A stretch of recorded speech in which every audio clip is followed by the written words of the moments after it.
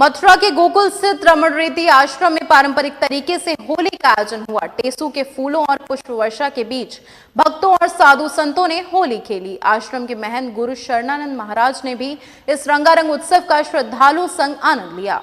राधा कृष्ण की इस पावन भूमि पर होली खेलने के लिए देश विदेश से सैकड़ों की संख्या में श्रद्धालु मथुरा पहुंचते हैं और ब्रज में जगह जगह अलग अलग तरीके से खेली जाने वाली होलियों का आनंद लेते हैं।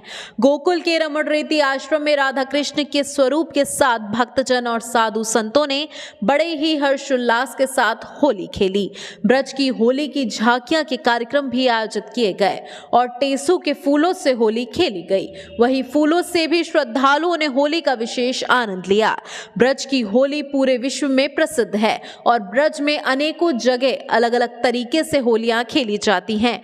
वहीं मथुरा के गोकुल स्थित श्री उदासीन काष्ण रमण रेती आश्रम में भी पारंपरिक होली का आयोजन किया गया, जिसमें फूलों की होली के साथ टेसू के फूलों के रंगों से भी होली खेली गई। आश्रम के महंत गुरु शरणानंद ने भी भक्तों के साथ इस अनूठी होली का आनंद लिया। इस अनूठी होली का आयोजन हर बार की तरह इस बार भी अनूठे ढंग से किया गया। रंग बिरंगे फूलों की होली हुई और टेसू के फूलों के रंगों से संत और श्रद्धालु भाव विभोर हो गए। भगवान श्री कृष्ण की पावन भूमि पर इस होली में सम्मिलित होकर श्रद्धालुओं और संत जनों ने अपने आप को सौभाग्यशाली माना। कोई छोटा कोई बड़ा नहीं, कोई करोड़पति नहीं, कोई दरिद्र नहीं।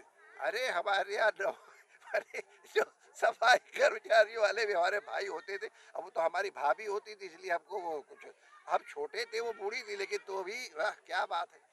तो ये कोई किसी को कुछ कह दे कोई नहीं मानता तो बुरा। इसको कहो तो अगर ये जो मन में दबी हुई वासनाएं है ना, इनको उभारने का अवसर था। इसीलिए अभी देखा था मंच के ऊपर कैसी कैसी गाने गा रहे थे। मन के अंदर वासनाएं तो सबके आती हैं, दबी होती हैं।